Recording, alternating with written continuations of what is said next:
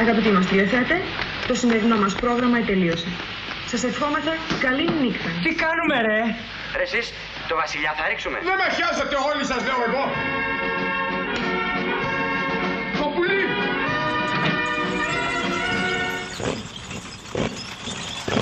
Γιώργο, τι συμβαίνει, τι είναι? Τι θες να είναι, Γιώργο μου? Χούντα είναι. Και τώρα τι λες? Θα περάσει?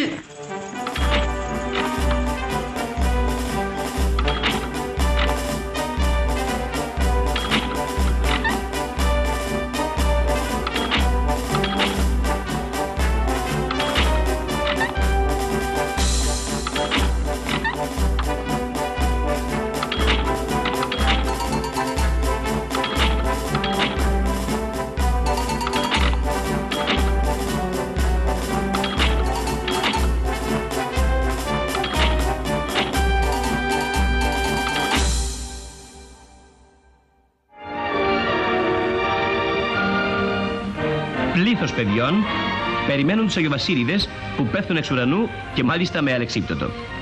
Με Αγιοβασίλειδες και δώρα εξ ουρανού αρχίζει το σωτήριον έτος 1967. Η βασιλική αεροπορία και άλλες στρατιωτικές δυνάμεις υπόσχονται ευχάριστες εκπλήξεις καθ' όλη τη χρονιά, έτσι ώστε οι πιτσιρικάδες που σπέβδουν για τα δώρα να μην είναι οι μόνοι τυχεροί.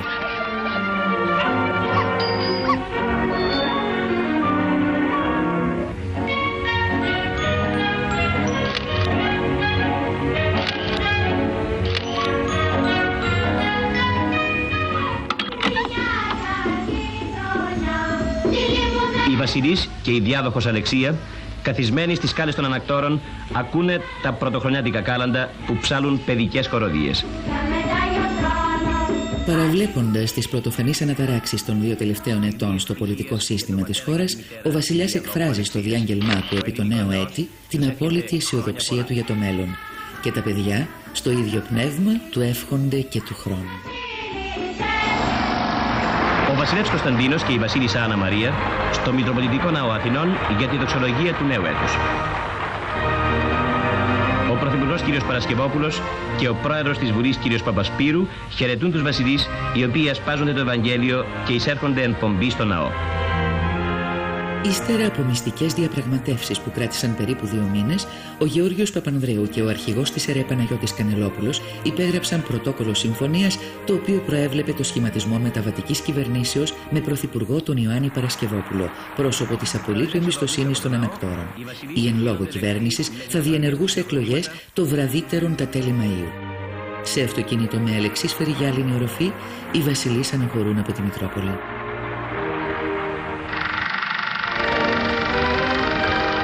Στον κινηματογράφο Παλάς, ο βασιλεύς κόβει την πίτα των ανδρών των σωμάτων ασφαλείας. Στη μετεμφυλιακή Ελλάδα, το στράτευμα είναι και εγγυητής των αγνών ελληνικών παραδόσεων, κυρίως των δικών του παραδόσεων.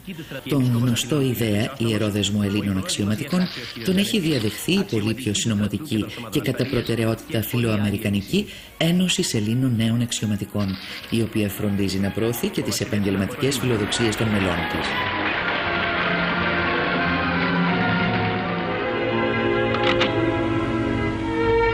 Μετά τις διακοπές, η Βουλή επαναλαμβάνει τις εργασίες της. Η δήλωση του Γεωργίου Παπανδρέου ότι η Ένωση Κέντρου θα δώσει ψήφο εμπιστοσύνη στην κυβέρνηση Παρασκευόπουλου προκάλεσε την αντίδραση του Ανδρέα Παπανδρέου, ο οποίος, ακολουθούμενος από 40 περίπου βουλευτές, απείλησε να καταψηφίσει. Τελικά η κρίση διευθετήθηκε και η υπηρεσιακή κυβέρνηση Παρασκευόπουλου υπερψηφίστηκε από το σύνολο των βουλευτών της ΕΡΕ και της Ένωσης Κέντρου, ενώ εναντίον της ψήφισαν η ΕΔΑ και οι βουλευτές που είχαν αποχωρήσει από την Ένωση Κέντρου, οι λεγόμενοι αποστάτες. Ο μόνιμος αντιπρόσωπος των ΗΠΑ στο ΝΑΤΟ, κ. Κλίβελαντ, αφήχθη αεροπορικός της Αθήνας κατόπιν προσκλήσεως της ελληνικής κυβερνήσεως.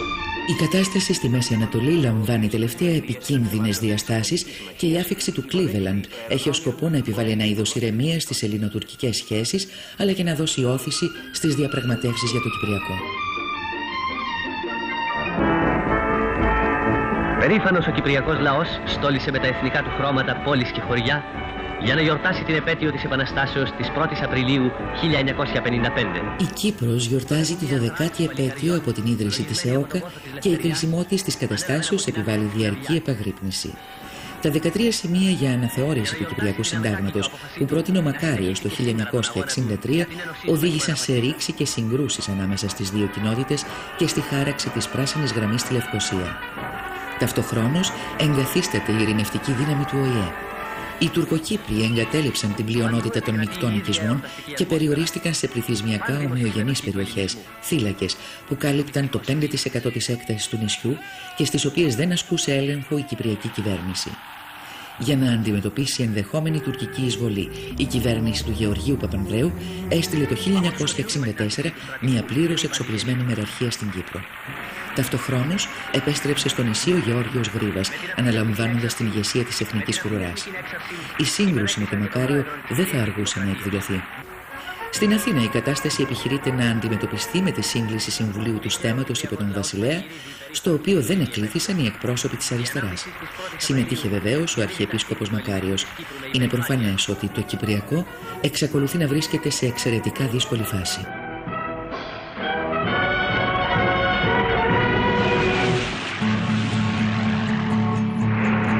Στο Βιετνάμ πυρπόλησαν το ρύζι, πυρπόλησαν το ρύζι. Στη Σαϊκόν δεν μπορείς να ζήσεις, δεν σου φτάνει ο αέρας για να ζήσεις. Τώρα κρυμμένος στο ποτάμι ανασένεις, φωμίτσι να ανασένεις, ανασένεις με καλάμι, με καλάμι. Yeah, yeah, yeah, yeah. Yeah, yeah, yeah, yeah. Yeah, yeah, yeah, yeah, yeah. Yeah, yeah, yeah, yeah. Yeah, yeah, yeah, yeah.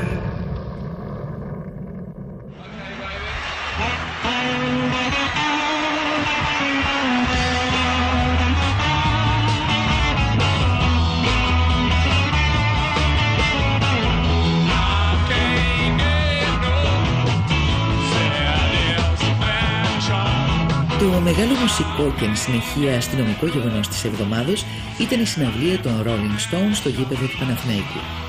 Η είδηση προκάλεσε ρίγη συγκινήσεως στο νεανικό κοινό της χώρας και ρίγη άλλου τύπου στην ελληνική αστυνομία.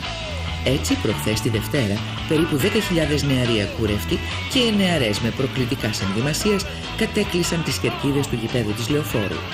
Η κατάσταση από την αρχή μυρίζε μπαρούτι. Με το που άκουσε τη γνωστή επιτυχία Satisfaction, ο επικεφαλής των αστυνομικών δυνάμεων, ήταν περίπου βέβαιος ότι πρόκειται να τους φάξουν.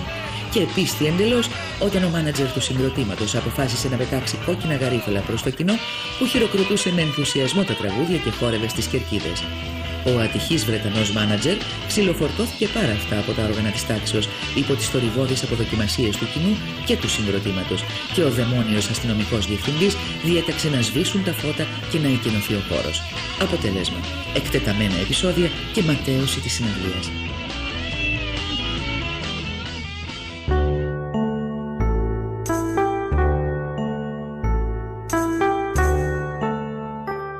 Η δίκη για τον Ασπίδα βρίσκεται προς το τέλος της και η Εισαγγελία Αθηνών ζητεί από τη Βουλή την άρση της βουλευτικής ασυλίας του Ανδρέα Παπανδρέου προκειμένου να του απαγγελθεί κατηγορία επί εσχάτη προδοσία. Μάρτυρες κατηγορίας ανάμεσα σε άλλους ο Παναγιώτης Κανελόπουλος και ο στρατηγός Γρήβας. Μεταξύ των συνηγόρων υπερασπίσεως ο Νικηφόρος Μανδυλαράς. Με τη λήξη της ακροαματικής διαδικασίας, το στρατοδικείο καταδίκασε τους 15 από τους 28 κατηγορουμένους, οι οποίοι κρίθηκαν ένοχοι εσχάτης προδοσίας και ενώσεως προστάσιν.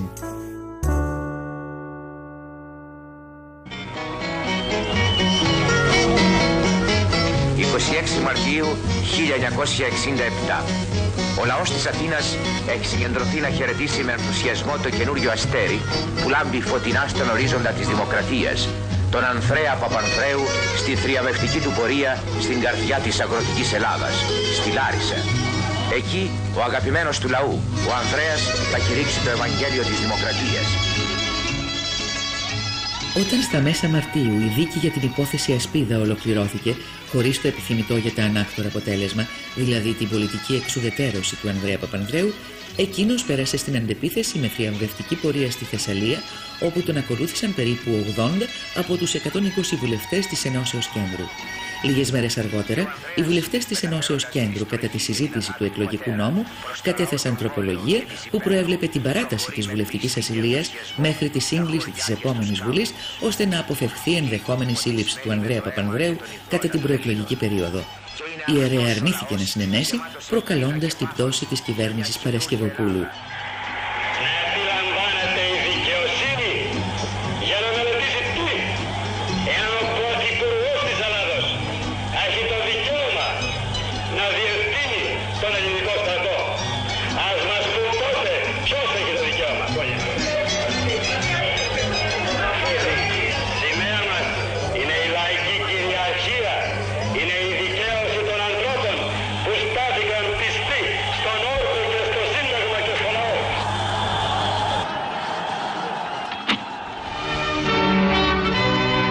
Κατόπιν της παραιτήσεως της κυβερνήσεως Παρασκευοπούλου, η αυτού μεγαλειώτης ο βασιλεύς Κωνσταντίνος επραγματοποίησε κύκλων διαβουλεύσεων μετά των πολιτικών αρχηγών, προκειμένου να αναθέσει τον σχηματισμό της νέας κυβερνήσεως. Μετά την παραίτηση της κυβέρνησης Παρασκευοπούλου, ο βασιλιάς ανέθεσε την πρωθυπουργία στον Παναγιώτη Κανελόπουλο, ο οποίος διέλυσε τη Βουλή και προκήρυξε εκλογές για τις 28 Μαΐου. Την ίδια στιγμή, ο βασιλιάς βολιδοσκοπούσε τον Αμερικανό πρέσβη Τάλμποτ για την επιβολή δικτατορίας. Ο Τάλμποτ επιφυλάχτηκε να απαντήσει, θεωρώντας πάντως ανεπιθύμητη μια κυβέρνηση με ηγετικό στέλεχος τον Ανδρέα Παπανδρέου. Ανεξαρτήτως όλων αυτών, ο αρχηγός του ΓΕΣ, Γρηγόριος Πανδιδάκης, ήδη από τις αρχές Μαρτίου είχε δώσει εντολή να ενεργοποιηθεί το επιχειρησιακό σχέδιο ΙΕΡΑΞ 2, που αφορούσε στην κήρυξη δικτατορίας σε περίπτωση κομμουνιστικής απειλής.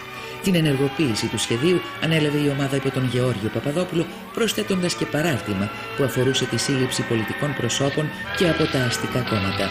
Ήταν το σχέδιο ΙΕΡΑΞ 2 συν 20%.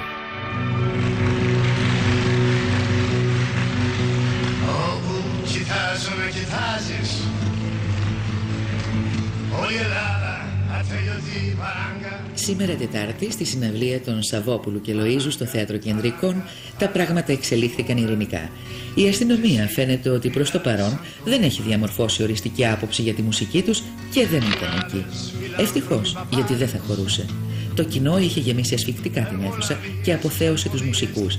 Για το λόγο αυτό ο Σαββόπουλος ανακοίνωσε επιτόπου ότι η συναυλία θα επαναληφθεί μεθαύριο Παρασκευή 21η Απριλίου.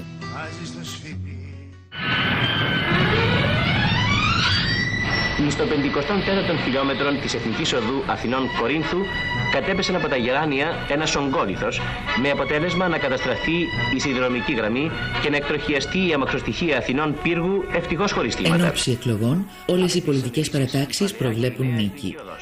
Στην Ένωση Κέντρου ομιλούν για θρίαμβο, κάτι που προκαλεί πανικό τόσο στα ανάκτορα όσο και σε διάφορες ομάδες ανωτέρων και κυρίως κατωτέρων αξιωματικών.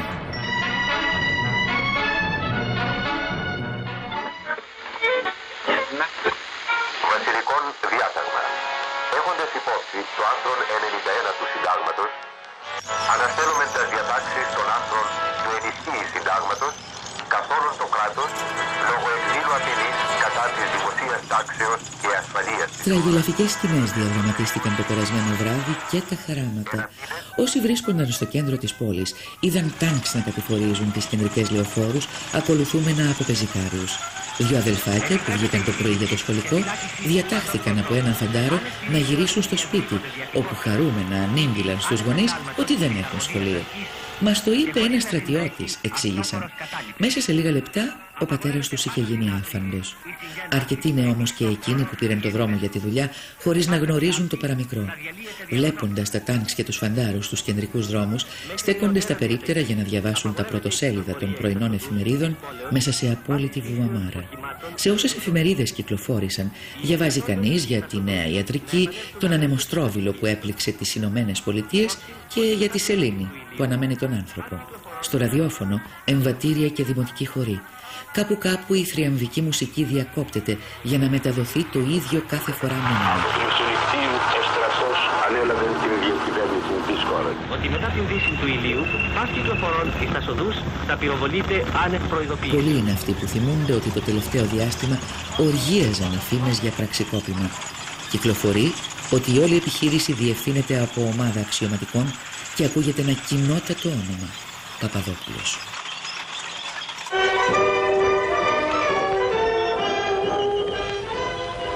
Στα ανάκτορα Αθηνών, ενώπιον της αυτού μεγαλειότητος του βασιλέως, ορκίστη υπό του Αρχιεπισκόπου Αθηνών και πάσης Ελλάδος, κυρίου Χρυσοστόμου, η νέα εθνική κυβέρνηση. Στα ανάκτορα προσήλθον και ορκίστησαν ο κύριος Κωνσταντίνος Κόλλιας, εισαγγελεύς του Αρείου Πάγου, ως πρόεδρος της εθνικής κυβερνήσεως.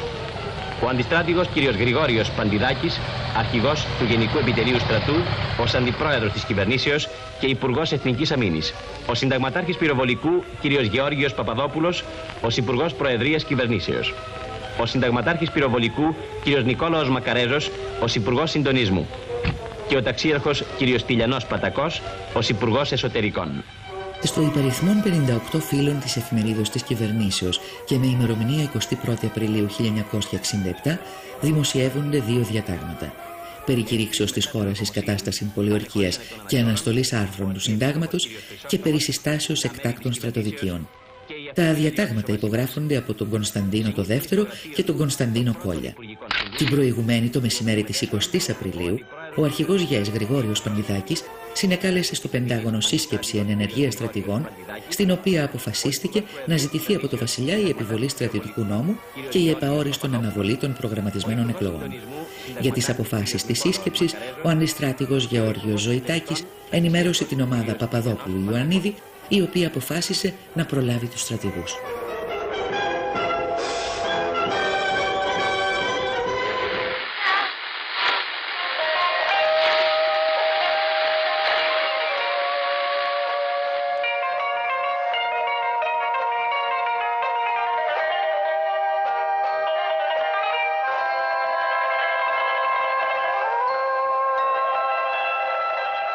Το ίδιο απόγευμα, στο σπίτι του συνταγματάρχη Μπαλόπουλου στη Νέα Σμύρνη, είχαν μυστική συνάντηση ένας ταξίαρχος και 13 ταγματάρχες και συνταγματάρχες. Εκεί αποφασίστηκε υπό την πιεστική παρότρινση του ταξίαρχου Πατακού η άμεση πραγματοποίηση του από καιρό σχεδιαζόμενου κινήματος.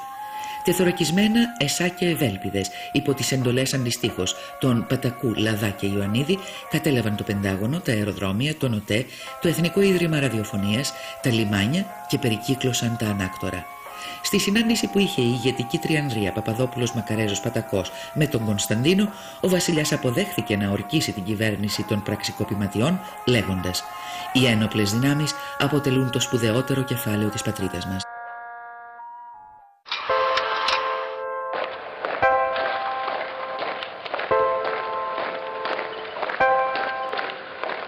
Με την εκδήλωση του πραξικοπήματος λίγο μετά τα μεσάνυχτα της περασμένης Πέμπτης προς Παρασκευή, 21η Απριλίου, οι πραξικοπηματίες εισβάλλοντας τα σπίτια συνέλαβαν τον Πρωθυπουργό Παναγιώτη Κανελόπουλο καθώς και τον Υπουργό Εθνικής Αμήνης Παναγιώτη Παπαλιγούρα.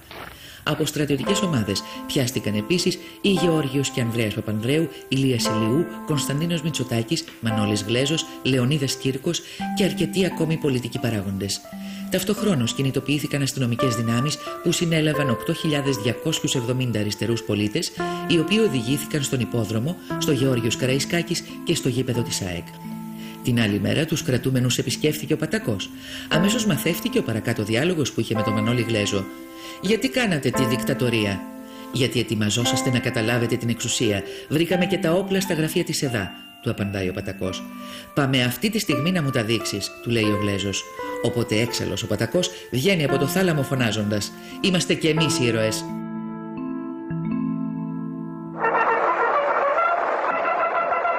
Η χώρα διήρκετο μίαν κρίση. Αναζητούσα διέξοδον εξ ενός πολιτικού αδιεξόδου εις το οποίο είχε εισέλθει. Δεν κρατάμε χειρουργικά μαχαίρια, αλλά ούτε και τσεκούρια. Άλλοι χρησιμοποιούν τα τσεκούρια.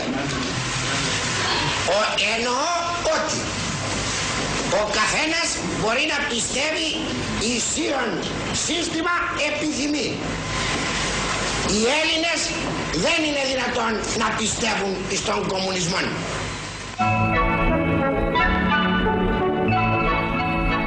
Μεγάλη επιτυχία σημείωσε η επίδειξη μακιγιάζ του Επιστημονικού Κέντρου Ελευθέρων Σπουδών Αισθητικής της Μέρις Λαμπελέτ. Οι σπουδαστές και οι σπουδάστριες επέδειξαν πρωτοτύπους δημιουργίας, οι οποίοι και απέσπασαν εγκομιαστικά σχόλια του κοινού. Το μακιγιάζ ελληνιστή αποκαλείται ψημίθιον και σημαίνει πάσα καλλιντική συσκευασία και βία λυφή. Κοινώς φτιασίδωμα. Ο διχασμός, δημιουργία του σπουδαστού κυρίου Τάσου Καβαλιεράτου, απέσπασε και το πρώτο βραβείο. Είναι πράγματι ένα αριστοτεχνικό μακιγιάζ. Δεν συμφωνείτε?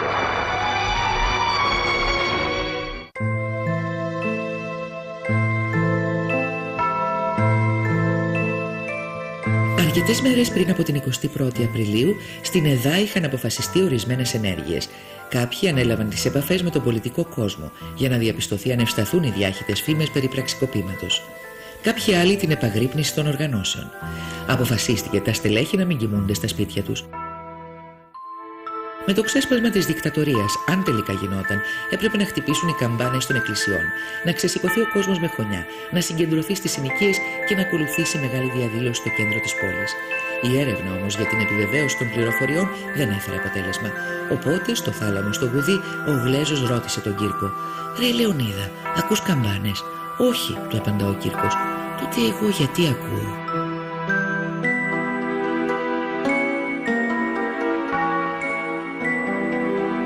Η εξυγίανση άρχισε ήδη με τους 3 πρώτους νεκρούς. Τον Παναγιώτη Ελή, που δολοφονήθηκε εν ψυχρό από τον ανθιπίλαρχο Κωνσταντίνο Κότσαρη στον Υπόδρομο. Τη Μαρία Καλαβρού, που σκότωσε ο ανθιπίλαρχος Ιωάννης Αλμπάνης στα Πατήσια. Και το 15χρονο Βασίλη Πεσλή, που δολοφόνησε κοντά στην πλατεία Βάθη ο Λοχίας Λιμπέρης Ανδρικόπουλος. Έχουν απαγορευτεί η κυκλοφορία μετά τη δύση του ηλίου και οι δημόσιες συναθρήσεις πάνω από 5 άτομα.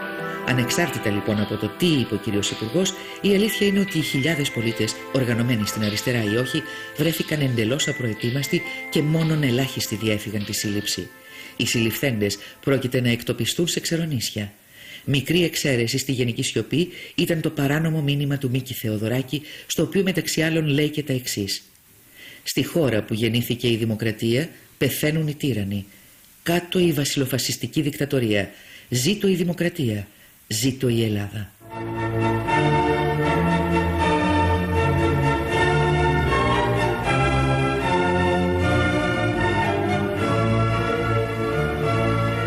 Εδώ η Deutsche Welle από την Κολονία. Στο εξωτερικό, με την εκδήλωση του πραξικοπήματος, οργανώνονται αυτομάτως διαδηλώσεις οργής σε πολλές ευρωπαϊκές πρωτεύουσες, ακόμα και στη Μόσχα, όπου πρωταγωνιστούν Έλληνες και ξένοι φοιτητές.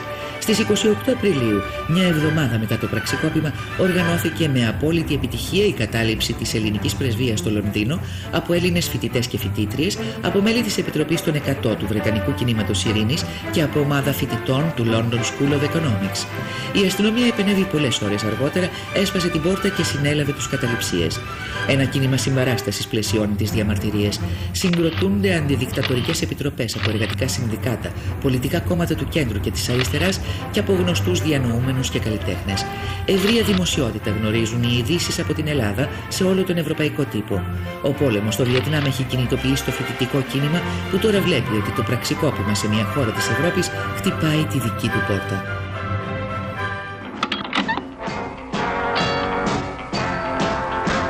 Former world heavyweight champion Cassius Clay refused to take the oath of induction into the army. Ο πρωταθλητής βαρέων βαρών Κάσιος Κλέι αρνήθηκε να καταταγεί στο στρατό με την ακόλουθη δήλωση: «Δεν έχω τίποτα με τους Βιετκόγκ. Δεν με είπαν ποτέ σκυλάραπα». Από το μαύρο μουσουλμάνο πυγμάχο, γνωστό και ως Μοχάμετ Άλι, αφαιρέθηκε αμέσως ο τίτλος του από την Παγκόσμια Ομοσπονδία Πυγμαχίας.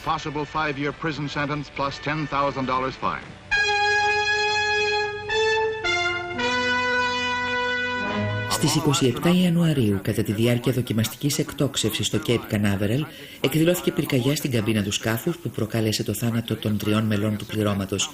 Η αποστολή επρόκειτο να είναι η πρώτη επανδρωμένη αποστολή στη Σελήνη και ονομάστηκε μετά την καταστροφή Απόλλων 1. Η επιτροπή που συγκροτήθηκε για να ερευνήσει την τραγωδία δεν κατέληξε ως προς τα αίτια της πυρκαγιάς, παρόλο που πριν από τη δοκιμή είχαν ήδη εκφραστεί από ειδικούς ανησυχίες για την ασφάλεια του σκάφους. Apollo astronauts Chaffee, White and Grissom, martyred heroes who gave their lives in total dedication to duty.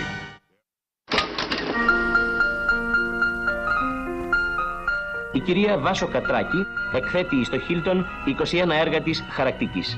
Πρόκειται περί των νέων της εμπνεύσεων και περί των τάσεων μιας καλλιτεχνικής εργασίας των 2 τελευταίων ετών, με τις οποίες η ελληνική χαράκτρια θα κάνει την εμφάνισή της εις διεθνείς εκθέσεις.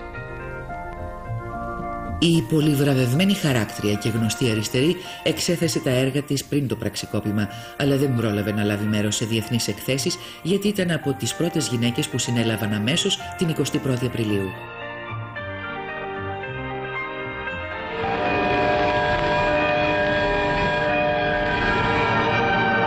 Με πάσα μεγαλοπρέπεια και επισημότητα, παρουσία της αυτού μεγαλειότητος του βασιλέως, του Προέδρου και των μελών της Εθνικής Κυβερνήσεως, των ηγητόρων των ενόπλων δυνάμεων και των λοιπών αρχών και με συμμετοχή πλήθους κόσμου, εγένετο το μεσονύκτιον του Μεγάλου Σαββάτου η τελετή της Αναστάσεως εις των Μητροπολιτικών Ναών Αθηνών.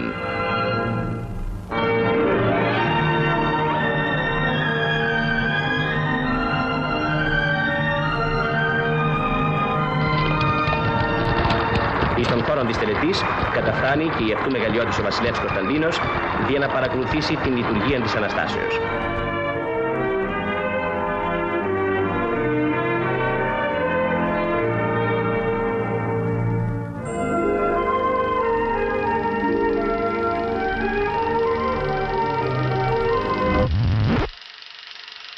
Στο σημείο αυτό η εικόνα κόβεται απότομα και έτσι δεν βλέπουμε την Ανάσταση ούτε ακούμε τις καμπάνες.